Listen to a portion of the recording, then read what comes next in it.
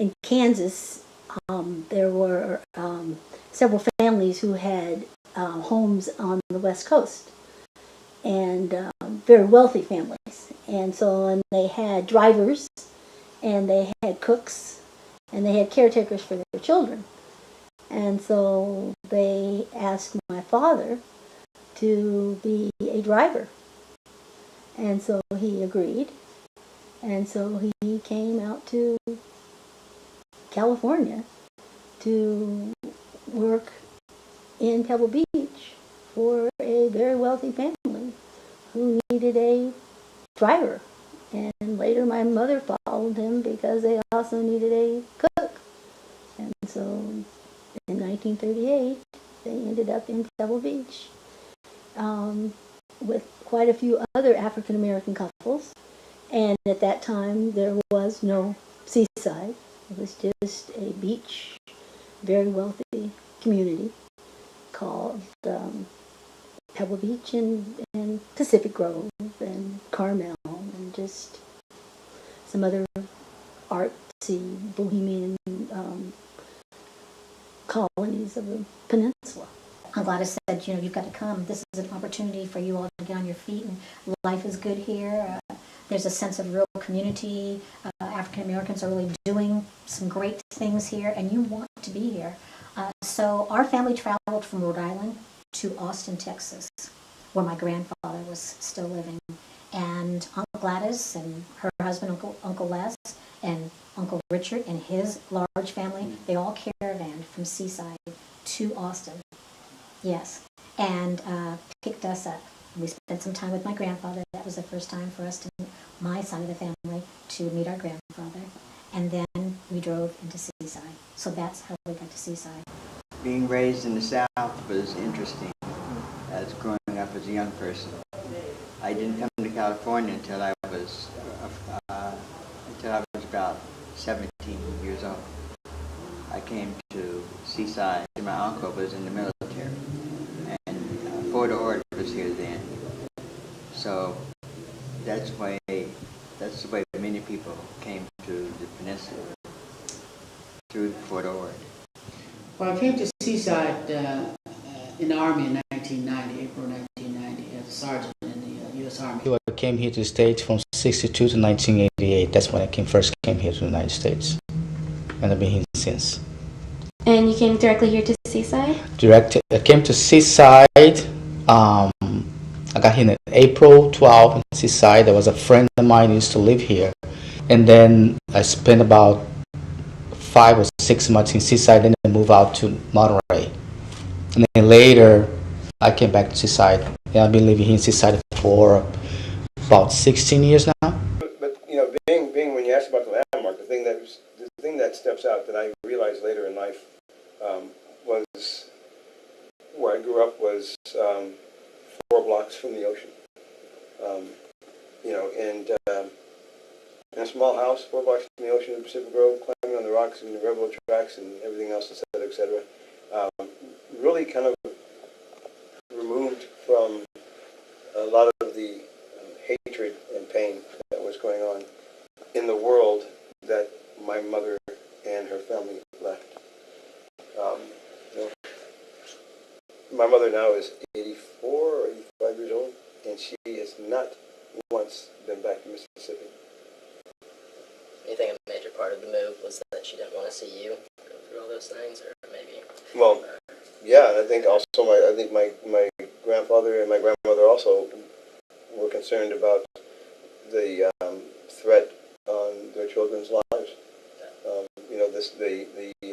The confirmed stories among my mother's siblings is that there were shotguns at the front door, the back door, and a few windows. And the instruction was to the kids, if the riders come, and that's really the Klan, if the riders come and they cross the fence and they come into the property, shoot them. And if you shoot one, shoot them all. Because if you shoot one, you're going to get killed anyway. So that was the instruction. So yeah, so when you have to have that as an instruction and as a child, I guess you really don't want to give that to your children coming up. So. And in hearing some of her stories, what she she had to endure in the South.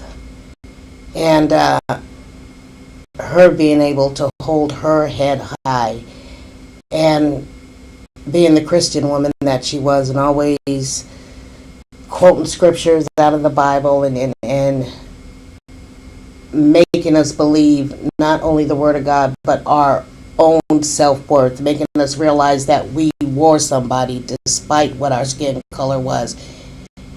And it was her and her words and her teachings that just made me say, you know what, I really don't care what you say, because regardless, I'm going to make it anyways. Mm-hmm. So, hats off to you, Mom, because I can only imagine what they went through. And they're the ones that paved the way for us to be where we're at today. Yeah. In my neighborhood, we had a lot of older people. My father even, he didn't even go to school one day when he was coming up. He always had to work in the sugarcane fields. And when he learned to read, I taught him. I used to read the newspaper to him, and one day he said to me, "You don't have to read it today. I'm going to try to read it myself. You just stick around. I might have to ask you for words and, explain something to me." But he was self-taught. But he was a good carpenter, and there was nothing about math that I couldn't ask him. He might not explain it to me the way the teacher was explaining it, but he could get the answers. Which was the important thing. The other piece around growing up here, or how Seaside was, when my parents were deciding to buy a home, their first home on the peninsula, it was very segregated at the time. So this was in like 1954. And they knew that they could buy in Seaside. You certainly could not buy, if you were a person of color at the time, in Pacific Grove, parts of Monterey, and even parts of Seaside. Because Seaside's known as a black town, and it was known as a black town when I was growing up because of the military influence. But they were still redlining even in Seaside. So my mother was very light-skinned, and she was the contact person with the realtor. And so he showed her some homes and liked them. And so she said, "Okay, I'll bring my husband," because that was back in the day when you definitely had to do everything with your husband. He was the one who would sign off on it. Mm-hmm. And my dad was dark-skinned. And so all of a sudden when he showed up, the house was no longer available. They showed him another house. And so, the way in which racism was in place then and continues to be present to this very day. But there were these ways in which it personally affected my family and the accumulation of wealth, because while they could afford a particular home, they were only allowed to buy down. They couldn't buy a home that they could actually afford because of the redlining. Yeah. People of color were just automatically sent to the laundry, and you had to work there a while before you could apply for something else and then go through the rigmarole of being interviewed and accepted again. Mm-hmm. But people who were educated, highly qualified in some areas, all seem to have been sent to the laundry. It wasn't my choice to go to the laundry. I thought that I had deserved a better job, something in the field of administration. And Virginia Lamb, we looked at my qualifications and said, have you ever been to a hospital? I said, yes, I've worked with one.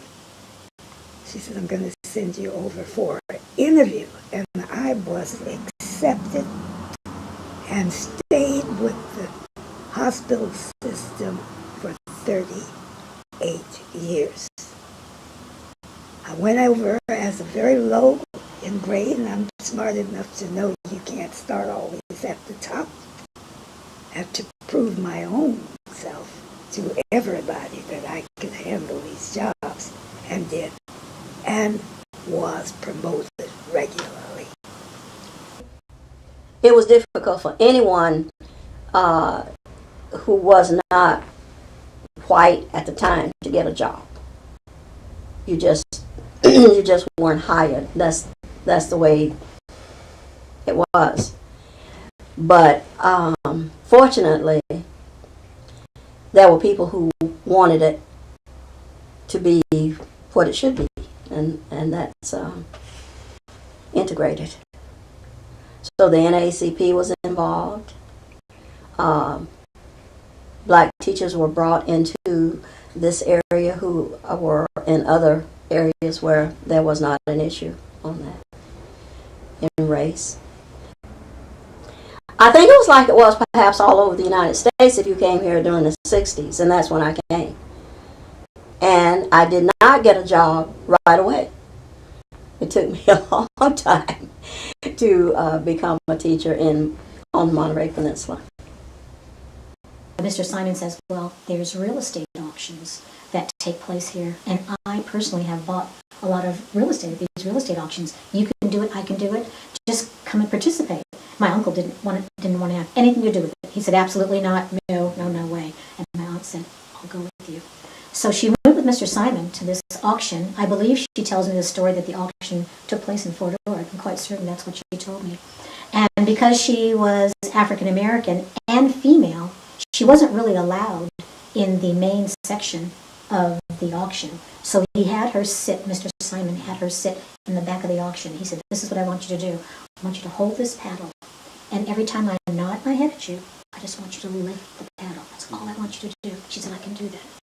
So she said, I sat there, baby. I sat there, and Mr. Simon nodded, and I lifted, and I just kept doing it. And at the end, I learned that I had purchased 11 lots in Seaside. Lots. And she was like, oh, that's great. But the problem was that she had to pay all of the money right then on the spot. And my aunt and uncle had a couple of $1,000s that they had set aside, but it was their life savings at that point. And she had to make a decision, and she made the decision to give them all of the money.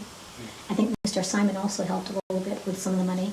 And she paid, and she was the recipient of 11 lots in Seaside. She had no idea where those lots were. She had no idea about real estate, with the exception of her own family in Austin, Texas, owning their own home and lot, which I might say in the 30s and 40s was unusual also. So essentially what took place, she learned that day of these 11 lots that she owned, and she went back to the barbershop, got her husband. He was not happy at all. And Mr. Simon says, trust me, you're going to do very, very well. So they followed, it was all listed by parcel number. This is the story that Aunt Gladys tells me. And they went and followed the parcel numbers to see where the land was that she had just purchased.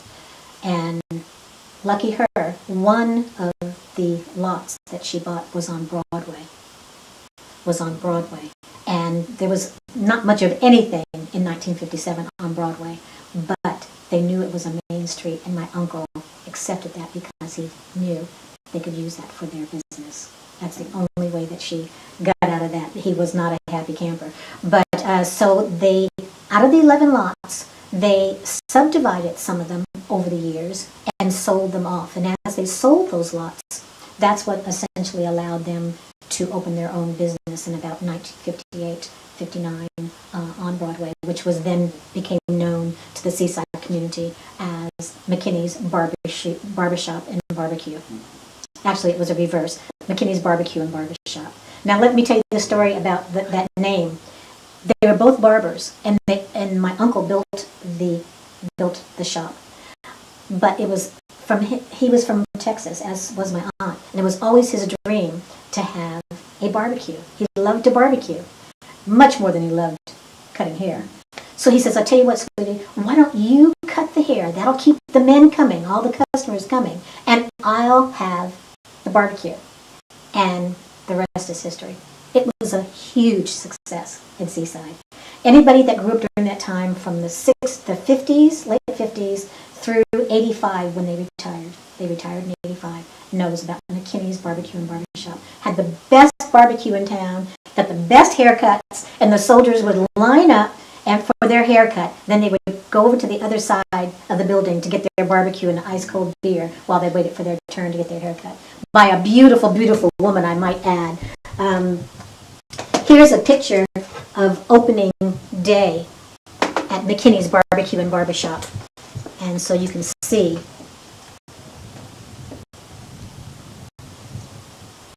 how just wonderful it would be to have a beautiful woman like this cutting your hair and massaging your head. And Uncle Les had some wonderful barbecue. So it was a huge, huge success. We had moved to Seaside from Fort Ord, from our quarters in Fort Ord in 1956, I think it was. And roughly how old were you around that time? Five. I was 5. And my dad was digging up the backyard and planting a garden. I remember the hurricane lamps they put in, everything. And I remember hearing Brother Beaver hammering with his hammer, building houses in Seaside for the community. And he would train the young boys and stuff. So, big old round black guy with huge dimples. He was a deacon. He was a deacon in the church. But anyway, my Russian Orthodox friend, we had a fence that separated our houses, and she's the one who introduced me to listening to other types of music and stuff. We would sing across the fence to each other. Her house was a little bit above my house, and mine was kind of down from hers on the hill. And she would play these songs and stuff, and we would sing them together. And so she taught me some things. It wasn't just gospel. I didn't know that. There was more to the world. And we got our first TV, and I didn't know anything about racism and stuff until one day we were playing hopscotch. And she says, "Charmaine, my dad says I can't play with you anymore." And I said, "Why not, Rita?" And she said, "Well, it's because he says you're a nigger." And I'm just a 5-year-old kid, you know? And I knew it hurt me, but I didn't know why I was hurt. And I was like, "What does that mean?" She didn't know what it meant. So I went inside and I told my mother. And she said, "Baby, you know how to read now. Get the dictionary. Look it up." So I looked it up. And I went back outside. And I said, "Rita." She said, "Yeah." I said, "You know what it means?" And she said, "No." I said, "Well, I looked it up. It means a dirty, low-down person. That's what the dictionary says." I said, "Do you think I'm a dirty, low-down person?" She said, "No." So we were okay. We played hopscotch some more, but we learned she needed to disappear before her dad got home. Prejudice was being taught to her right then. Even from people who came from the probably difficult times in their own country. My earliest memory about being African American was I was like 4 years old and walking down the street. We lived here in Seaside on Mendocino Street. And it was back in the day when you actually didn't have sidewalks. And so you had just kind of dirt on the side of the street. And one woman on our street had recently raked her dirt. And my sisters and I were walking on that side. And she came out and called us the N-word and pickaninnies. And when we went back home to tell our mom, our mother was really upset. I wasn't so upset with what the woman said because it didn't really mean anything to me at the time. I was too young to know, but I knew that there was something behind the words that she said. But I really responded on an emotional level to what my mother's reaction, my mother being so upset and then confronting the woman.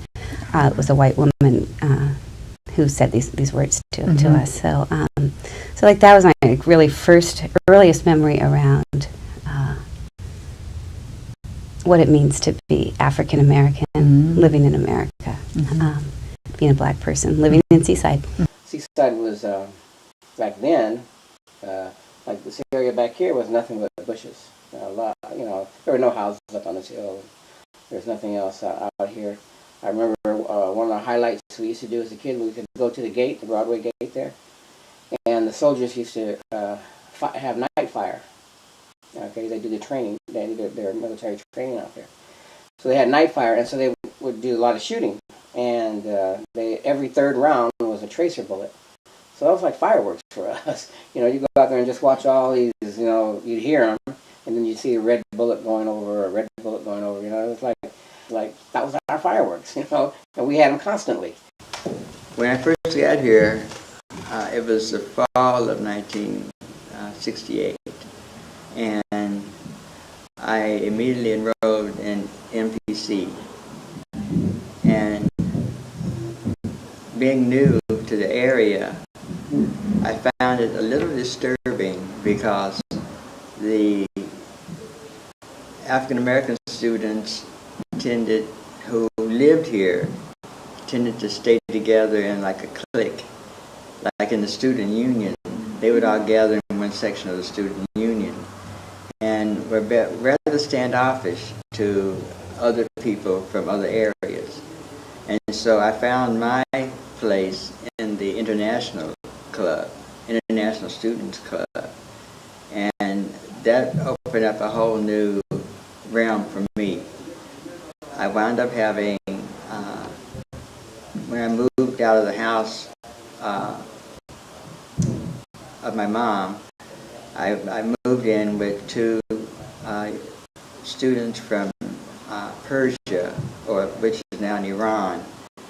And we set up, well, actually there were three of us. There were two from Iran and one French Egyptian student who was a little older than the three of us.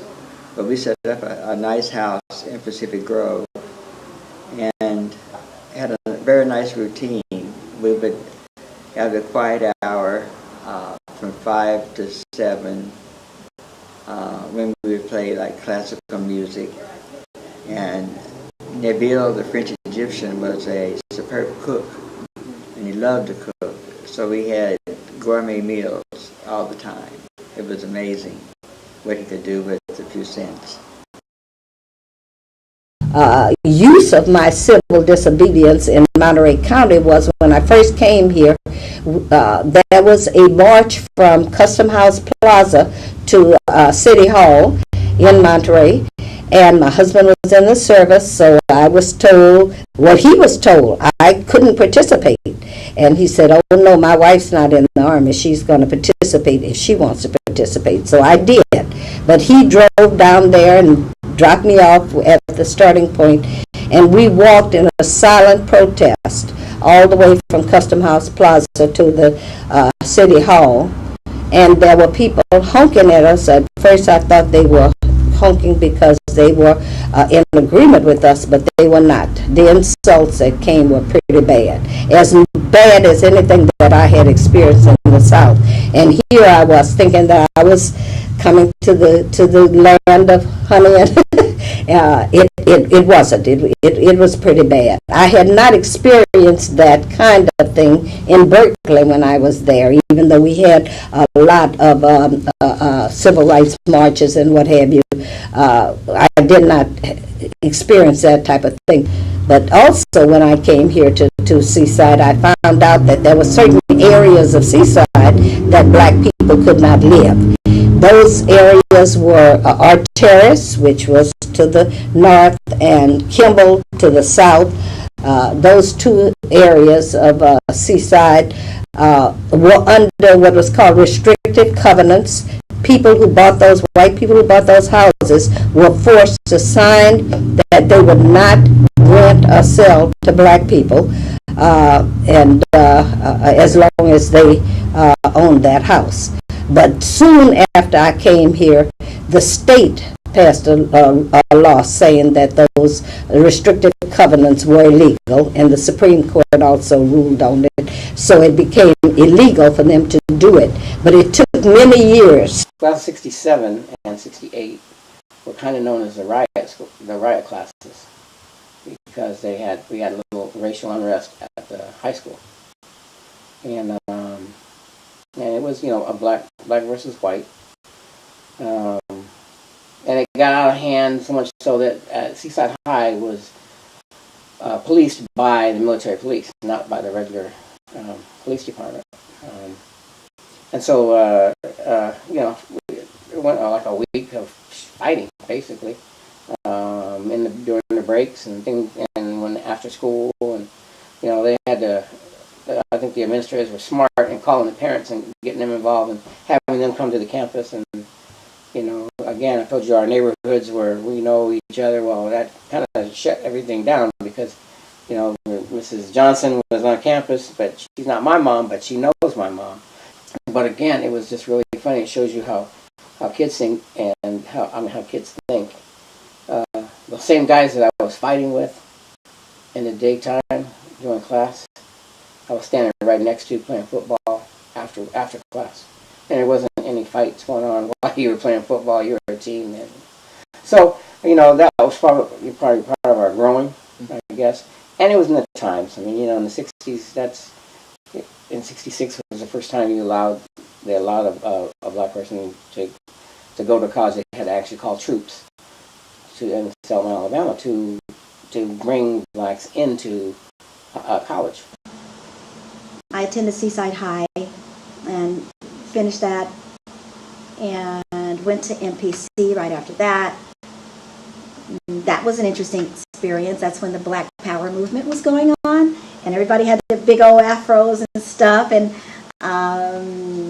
it was one opportunity was presented that the African American civil rights could be met at MPC.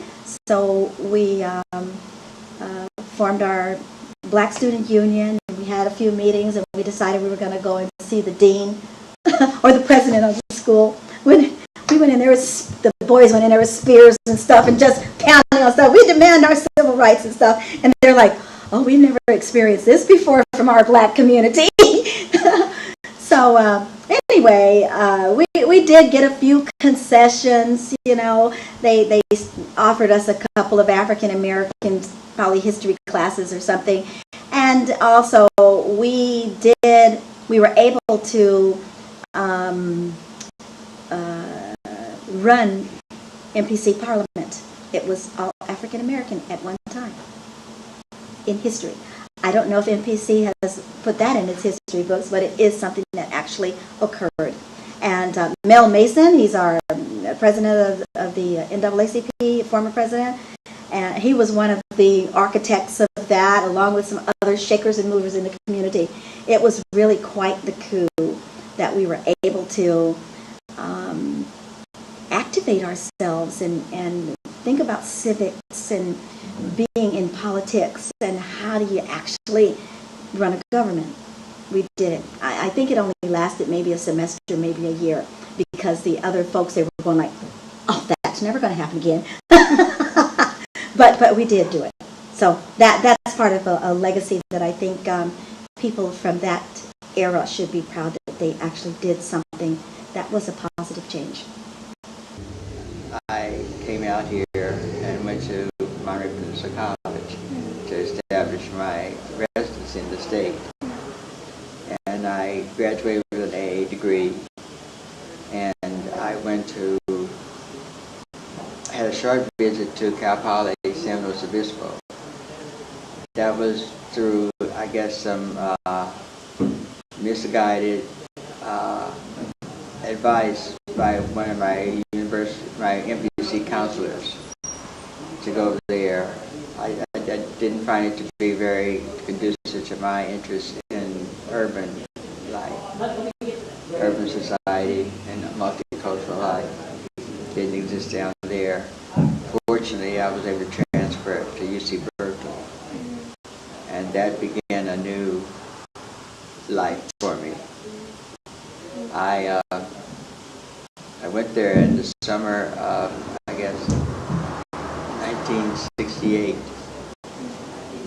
and enrolled in architecture.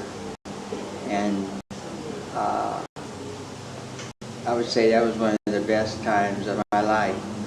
Of course, back during that time, that's when they were having the riots and they were having demonstrations against Vietnam. I was adamantly against Vietnam, even before I went to Berkeley. I had friends who had died there, friends who had shipped off and months later came back in coffins.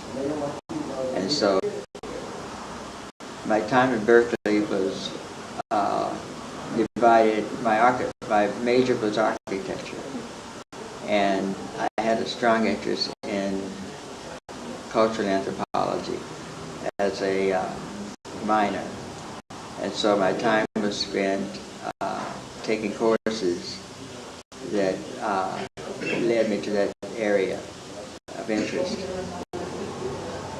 I was also politically active there. I helped to establish the Black Architectural Students Association. My experience here was very interesting because as I got more involved in Berkeley and the activities of Berkeley, the protest movement and so forth, I found it interesting coming back home here to a military town and seeing all the soldiers. I mean, it was commonplace to see soldiers in their fatigues or in their dress uniforms walking all around town and shopping and just being totally present here. I didn't like that there was something that I was so uncomfortable with, that I would be uncomfortable with something that society expected, and not only expected but said was natural. But it wasn't natural for me, and so coming to accept myself was coming to accept what was to go in the direction that nature or the river of life or whatever was taking me, instead of trying to paddle against it, in some other way. I hardly ever look back because when I was in the closet, when I first came out, it's impossible to describe. I didn't even know the burden that was on my shoulders. I knew it by when I took it off and set it down, how free I felt. I felt so free and so liberated that there's no possibility of my ever dampening myself again. The military, when I was in high school, that became a business for me and other friends. I remember on Fridays we would go out to Fort Ord, pick up the military that they were getting off for the weekend, and give them rides back. And we were basically either taxi or what's that new the hula taxi or whatever it is now, the Uber taxi or whatever it is now. That's what we were back then. You'd pick them up, you'd stack 4 or 5 of them in your Volkswagen or whatever kind of car you had, and charge them to come to town. And it was cheaper and quicker for them to jump in a car with us and come to and from. They knew they were safe because we wanted the business. Every weekend we were out there and they were waiting, And then you charge them again to go back home, And actually it would be more to go back than it would be to come in. So, that was kind of like I said, the little business we had there. And back then, I remember that gas was like 25, 30 cents a gallon. So if you charge a guy $1, you're set. Being in Pacific Grove, you were forbidden to come to Seaside. That's a huge It was line. kind of more acceptable to go to Salinas with everything going on really? than it was to come to Seaside. Yeah.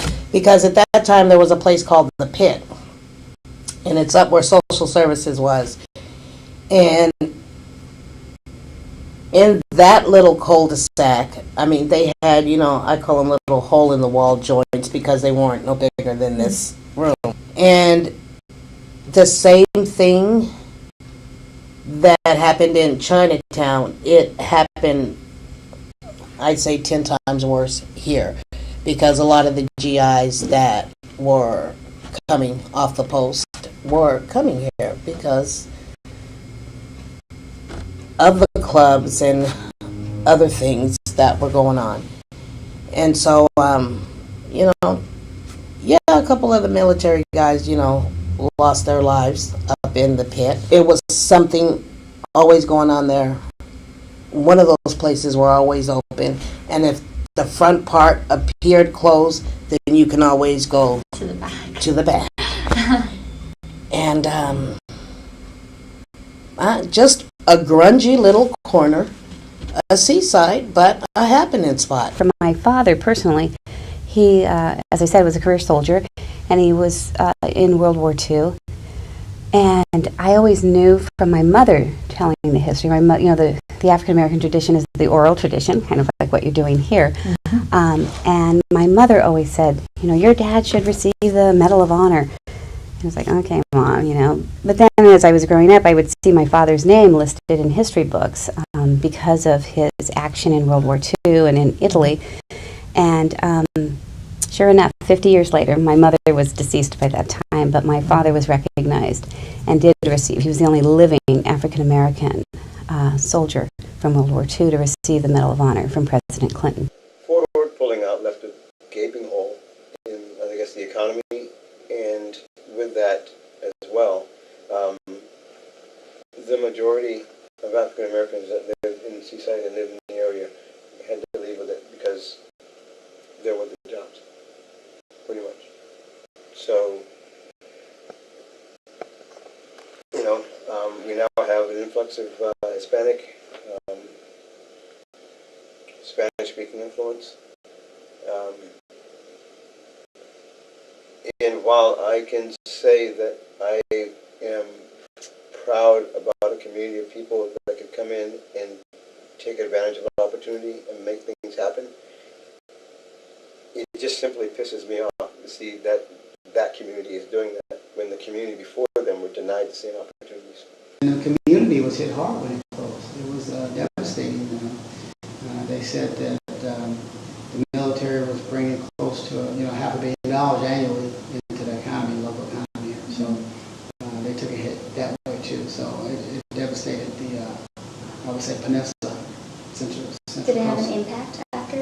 Yeah, it had an impact after it closed. A lot of the civilians, of course, that worked on posts lived locally, and then quite a few of them lived in the city of Seaside. So those middle-class jobs, once they went away, people had to find work other places, and a lot of them chose to leave the city of Seaside. So that was unfortunate for the tax base and unfortunate for the community as a whole, because you grow to have friends, and they're in your social groups, and they're spending money in your town, and you just depend on each other for your livelihood.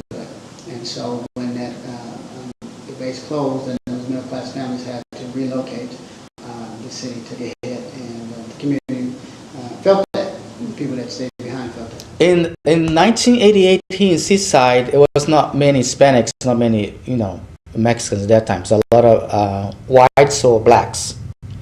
And then I moved to Pacific Grove, which is not many Hispanic people either. So as in PG, Monterey is mostly white. In Monterey, there's a lot of Italian families there. They've been here for a long time. And then when with the closure of Fort Ord, a lot of the black people also move out of the area, and Seaside changed. There's a lot of home ownership as well. Mm-hmm. So the city, I felt that the city improved. There's not much of a rental city anymore. People own houses, own homes. And that's when I felt there's a lot of also the shift. The blacks move out and the Hispanics move in. It's a lot of more Hispanics, more Mexicans here in Seaside, which was nice because Seaside is known for this melting pot. It's a lot of, there's Korean, there's Filipinos, Japanese. Now they have a lot of Hispanics. You still have a few blacks here. So that's what I like about Seaside. This melting pot. So from that time up until now, that I can see that the Hispanic population in Seaside have grown tremendously, a lot. The way I view it now is just a statement of wonder. Working for Granite Rock, I drive the cement mixer for them, and I go anywhere between, Watsonville, King City, Big Sur, and just about anywhere the truck goes, right? But you go to the places and you see the crews that are working, and every crew that I've seen that I can think back has been at least 50% Hispanic or more. And again, there's nothing wrong with that. People are working, taking care of their families, making money, and doing what they have to do. Nothing wrong with that at all. But in my life growing up here, never seen a workforce of African Americans like that. And it's not because African Americans don't work. They still bought their houses. They still raised their kids. They still put their kids through college. They still did the things that had to be done. But the opportunities to make it easier for them to do it were denied. You know, as I look back over it, I enjoyed having people taking care of me. Also, I have to say too that being raised by a single father, all of the women in my neighborhood took particular care with my sister and I. And if I walked out the front door with my comb and brush in my hand, somebody would comb my hair. If I said I was hungry, some of those old ladies sitting on the front porch would feed me. And so when it says it takes a village to raise a child, that's true. And I can appreciate that so much, and it's one of the ways in which I try to give back to my community too, knowing that a community helped raise me. Is often asked, well, when did you get to Seaside, Deb? And it's like, I don't live in Seaside. It's like, well, and I always have to ask the question, well, why do you think I live in Seaside? But it's often thought because you are on the peninsula, you are African American, that you live in Seaside. And that's okay, because my social and cultural experience on the Monterey Peninsula is absolutely in Seaside. My church is in Seaside. However, if I was an American Baptist, my church would be in Pacific Grove. But in terms of my organizations, in terms of the NAACP, in terms of my sorority, which is Alpha Kappa Alpha sorority, or in terms of just the people that I would socialize with, many of my friends, maybe my family friends, that social hub is in Seaside, because that's where a lot of my friends are. A lot of my friends are in Seaside, but a lot of my friends are in this side too. But in terms of people who look like me, they are absolutely, in Seaside. But you can't discount the fact that that's not where African Americans started on the peninsula.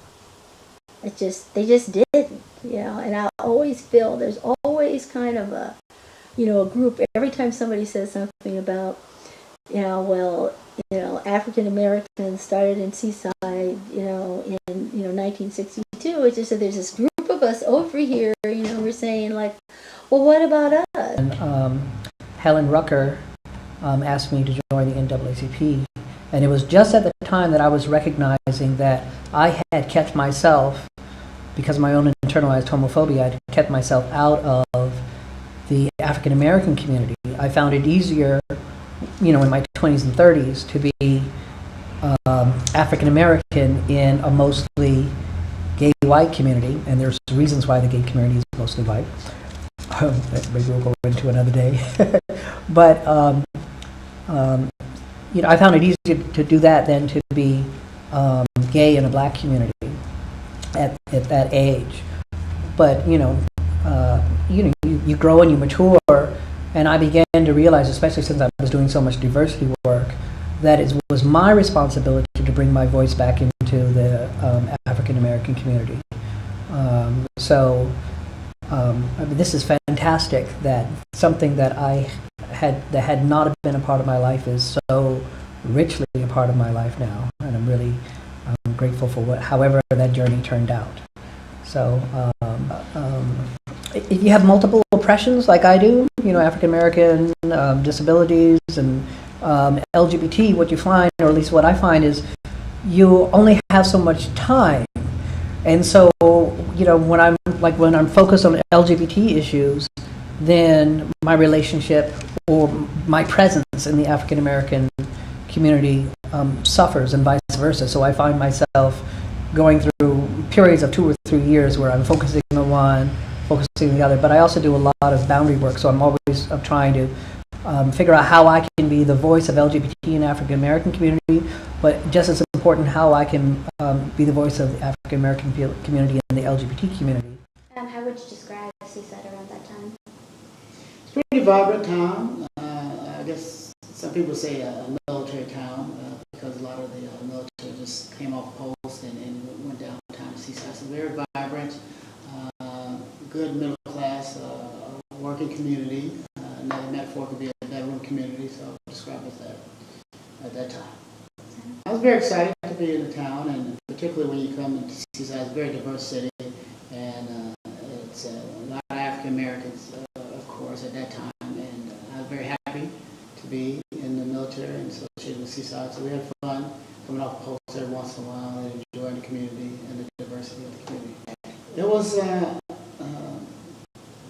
mainly white, I would guess, and a large, significant, not significant, but a large portion African Americans. It wasn't a large percentage, but they were middle class and they participated in the community, so you would think it's a good balance of them and the Hispanic community also, and Asian Americans and Filipinos were also there. Very diverse. Very diverse community. So we had a strong NAACP there. You had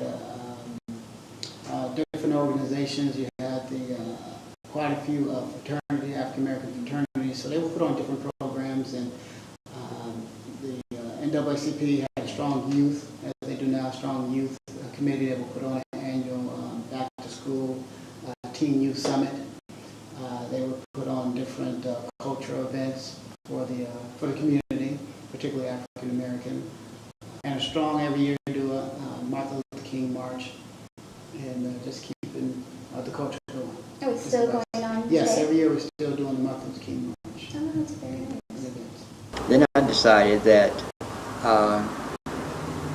I needed to make a public statement because back then, if you remember, Magic Johnson had disclosed that he had HIV, and people would say, "Oh, well, that's Magic Johnson, but he lives in Los Angeles.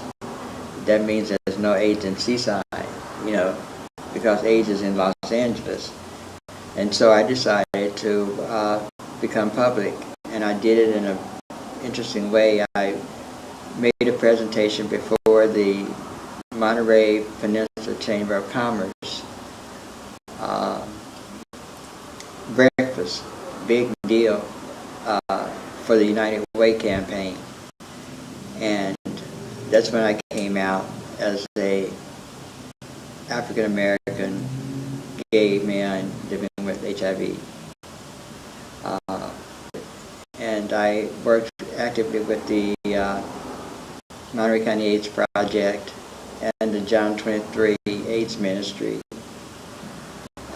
I even helped to form the African American HIV project, which enabled the African American students, African American people living with HIV, to have a say in the treatment of African Americans, which is still going on after all these years. There's still a small group of us that still meet to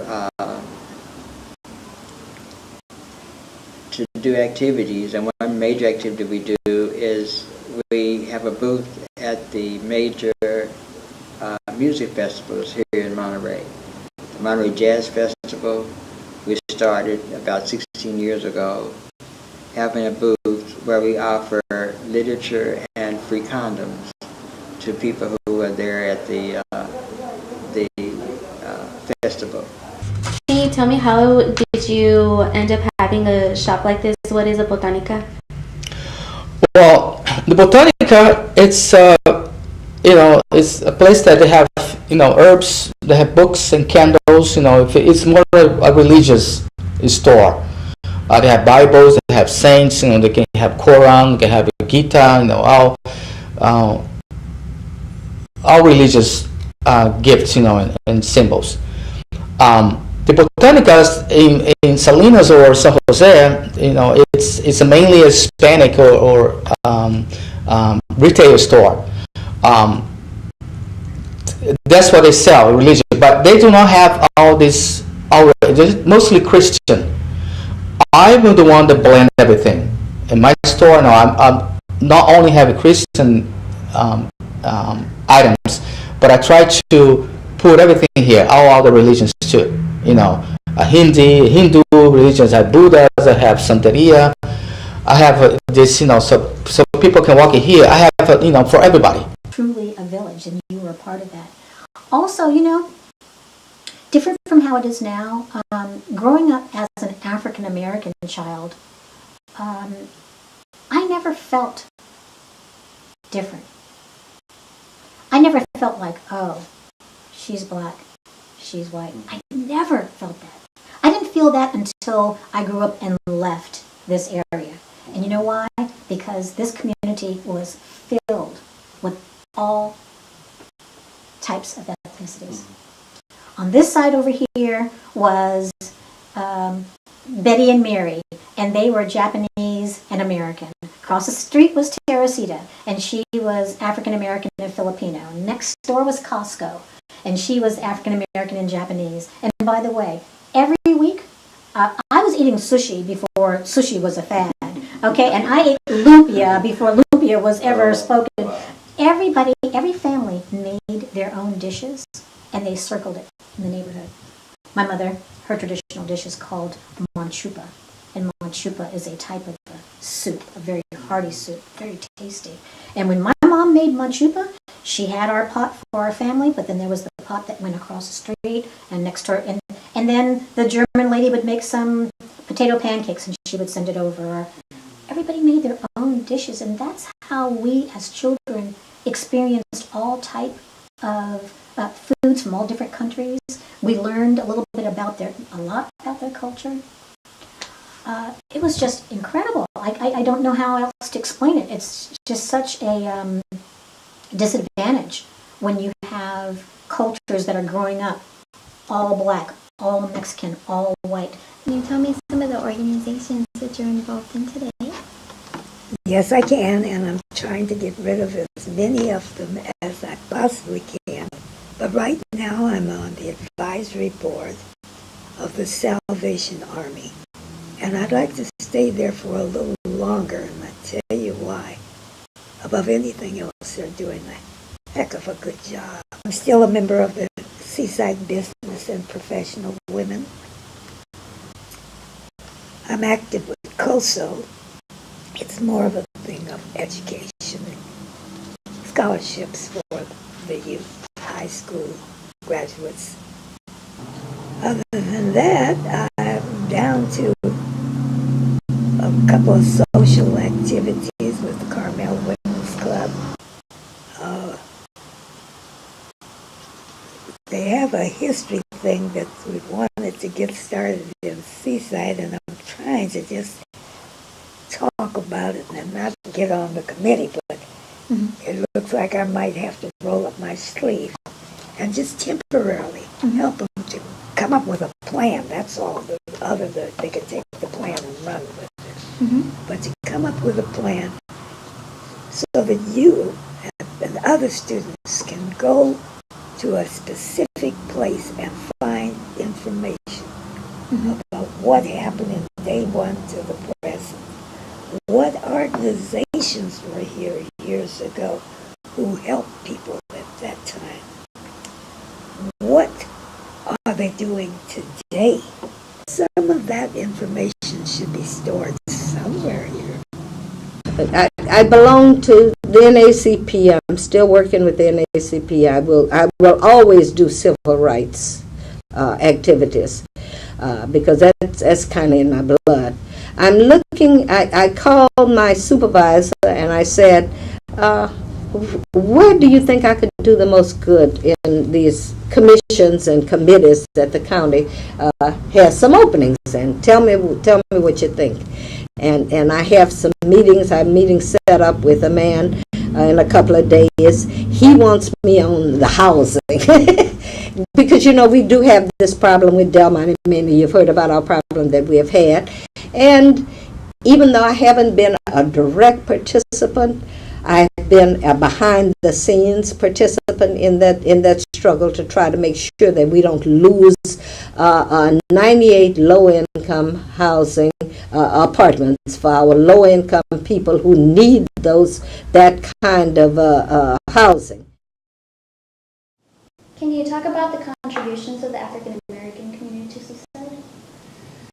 Well, I would say they're just immense. You know, Seaside and the Central Coast wouldn't be what people think it is today if it wasn't for the diversity, and I won't just say African Americans, but we're speaking about African Americans. So if it wasn't for the strong influence and strong will of the African Americans that came to this community when they did.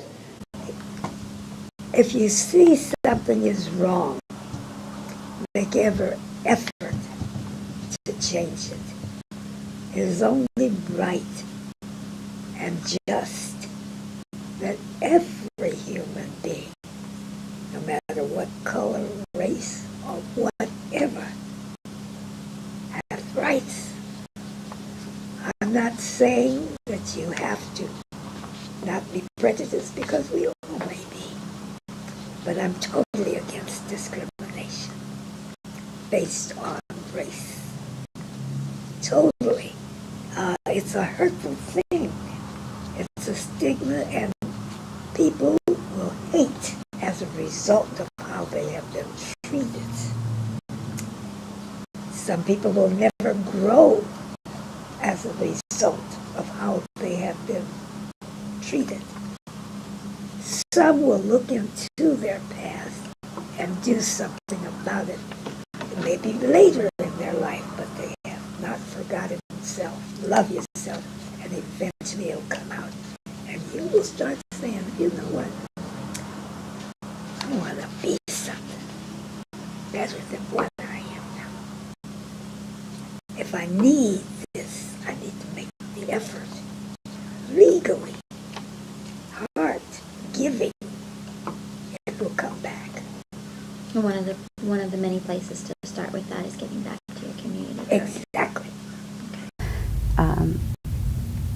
Teaching was a profession that was definitely considered a good profession for women, and so it was like not too difficult to jump to realize to do that. So coupled with the importance of education instilled in me because I was black by my parents, also because I was a female, that it's like, okay, I'll become a teacher, and I liked that and did that and have continued to do it. One of the things that bothers me currently, and which I try to do some work in terms of educating the public around the disparities within like MPUSD, Carmel, Unified School District, and Pacific Grove Unified School District, the way in which the funding sources come in through the state. And so we have students that live within a 4-mile radius of each other, and their school experiences are so very, very different because of the resources that are available.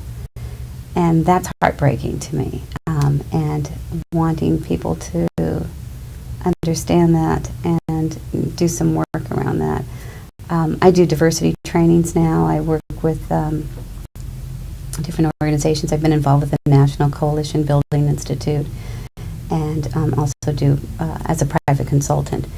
And one of the pieces is trying to help people understand that the disparity that we have are really based in institutionalized racism, institutionalized sexism, institutionalized homophobia, institutionalized classism. So those are all, at the base and the undercore. It's not just because someone lives here, oh, they have that, or someone lives there. There are actually real reasons why people are kept separate. And so trying to, bring some awareness around that. Interesting, because in my Buddhist studies, this is only one life. This is just one life. I've lived many lives, and I have many more lives to go. This is just a journey that I'm going through. And when I look at it through that way, I see it as being one of having done service to my community, has been the most thing I've been proud of. Becoming an architect and doing other educational things have sort of added together a series of experiences for me that enable me to better serve my community. What do you see as the future of the Seaside community? It depends on all of us. You. It depends on every single person. You know, what did you do that made a difference? What did you do that made a difference? So what did you do, May? What did I do? What do you think you did? What do I think I did? I was there. I was there. And when I saw something that was positive, I wanted it to shine. I wanted it to come out and shine.